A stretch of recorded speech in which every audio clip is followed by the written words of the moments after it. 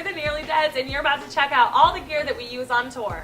Hi, I'm Steve, and I play lead guitar, and I'm going to give you a quick overview of what I play live. Alright, first off I have my cab here. It's a Marshall 1960 lead. Really, I bought the head first, and I just needed a cab for it. This one was very affordable at Guitar Center. It's actually a great cab, and it sounds really good, but eventually I'd hope to get a matching orange cab. Right now I'm playing on an orange 8030. I really like the sound of orange. A lot of my favorite bands use them, Jimmy Eat World and whatnot. I got the 8030 because it's 2-channel.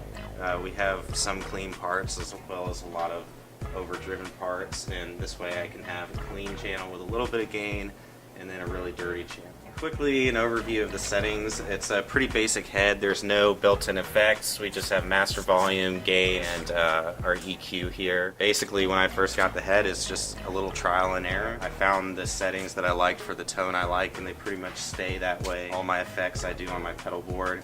So on my top channel is my dirty channel, and it's got more of a mid-heavy tone. The bottom channel is my clean channel.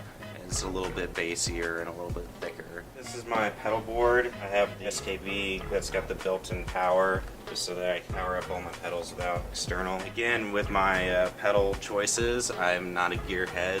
I don't really know why one would be better than the other. I just experimented, tried out different pedals, and I find the sounds that I like, and I use them. I've become a fan of electro harmonics. First, the ones I use most frequently, I have the Electro Harmonics Holy Grail Reverb. I use that to just thicken up my lead parts.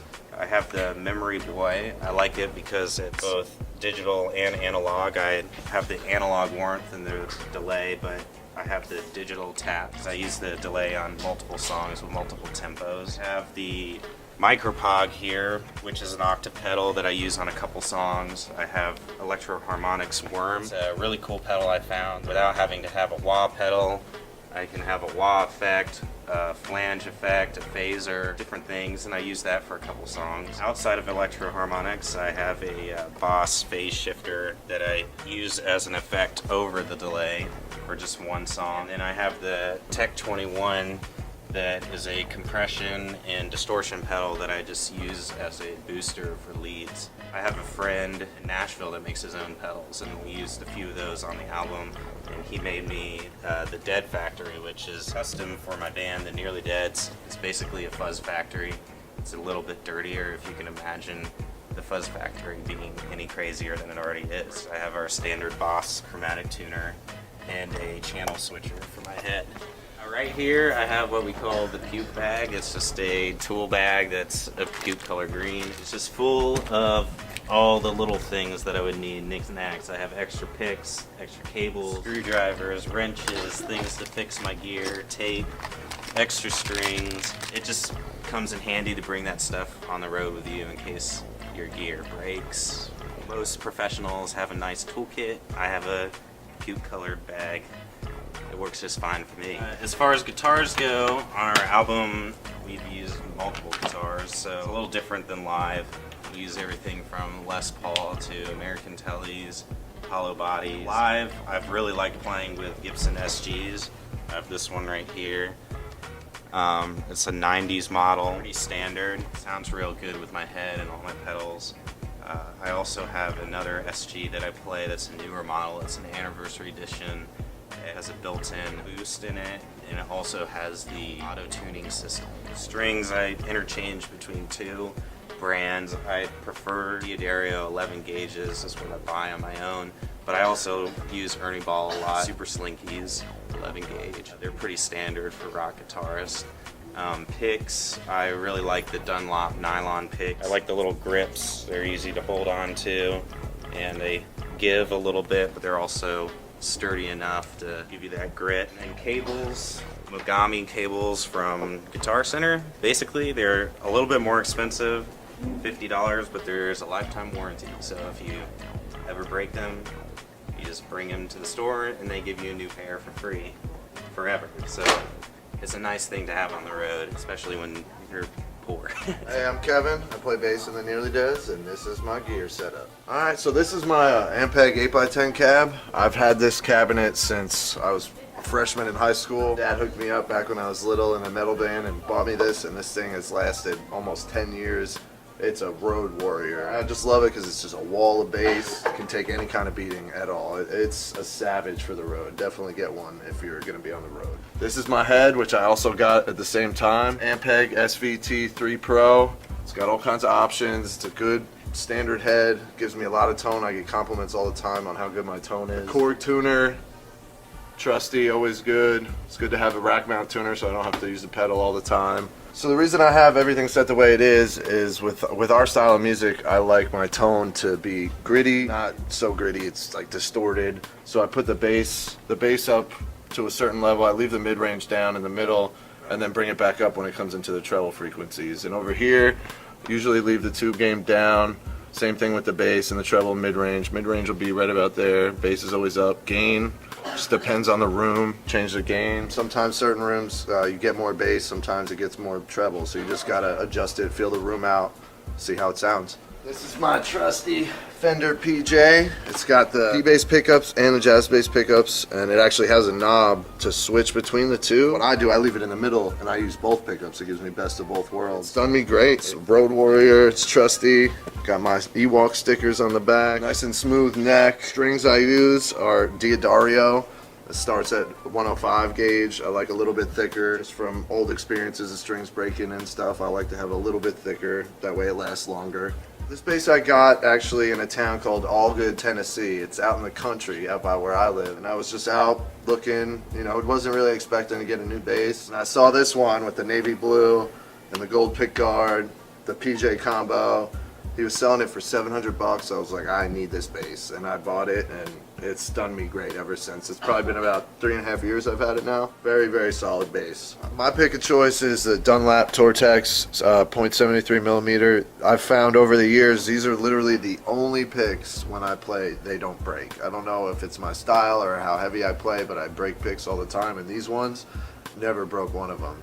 So definitely the Dunlap Tortex 73 millimeter. When it comes to the chords, got all kinds of trusty stuff in here. Just like Steve, I got a stupid little bag. My trusty orange connector cable for my head to my cabinet. You need a good connector cable because if you have a shitty one, it could affect the sound, the signal, anything. Spend the money on the better cables, definitely. Standard power cables, some tools in here. Another cable to connect my tuner to my head so I can tune in between songs. Normally I have a monster cable, but I don't right now. Just have a normal little cable. Got a couple surge protectors in here, some duct tape. You never know if you're gonna need some duct tape. Some extra waters. You never know, man. So thank you for checking out my rig. If you're a bass player on the road, definitely I suggest all this gear. Very trusty, solid stuff. You never have to worry about. And thanks for checking us out, guys. See you later. What's up? I'm Josh, and I'm the drummer for the Nearly Deads. We're gonna check out my kit. This is a 24x22 kick drum, a D-Drum AMX Dominion series. It's maple wood. I love it. It has a huge sound. Sounds like a cannon. So I've been very happy with it, and just the D-Drum company in general have been awesome. This is a 12-inch rack tom. I love that too. Definitely has, just the kit in general has a real deep, heavy sound. It's also the same as the bass. It's a D-Drum AMX Dominion series. Yeah, the D-Drum AMX series kit is awesome. It's a huge sound. It definitely is real heavy. The toms, the kick just sound like cannons. I've been super happy with it. The heads I use, they're Remo Weather Kings. They're non-coated. Normally I would go for coated, but right now they're just, they're not, and they've been fine. I mean, they have really good sound.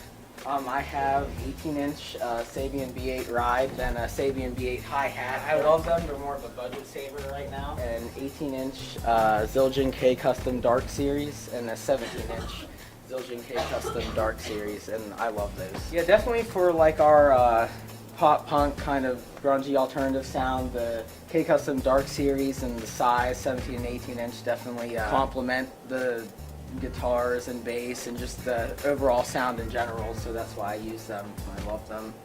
I use all DW hardware, very sturdy. I don't have a problem with them. It has locks on them so they don't slide or don't get to the size I need. I have 2 straight stands and 1 boom stand, and I have also a 2-legged hi-hat stand. They're all DW, never failed me. I use DW 5000 kick pedals. They're awesome, very sturdy, never broken on me. Honestly, they're kind of bent right now, but that was from just the road and natural disasters. They're awesome, I love them. They definitely very easy to use, very comfortable to play. I definitely went with the DW hardware. Not a budget saver, but it definitely withstands the road and just your gear being in a trailer for months on end. I would definitely recommend spending the extra money to have something that's reliable. Same with the kick pedals and everything I use.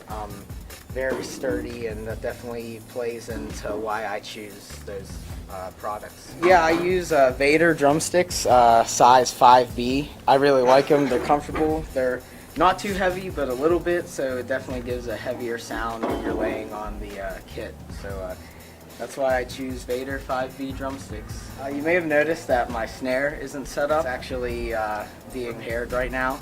But it's a 14x7 drum snare that came with the kit. I love it. It's definitely has a super poppy, deep sound. And the stand I use is a DW snare stand.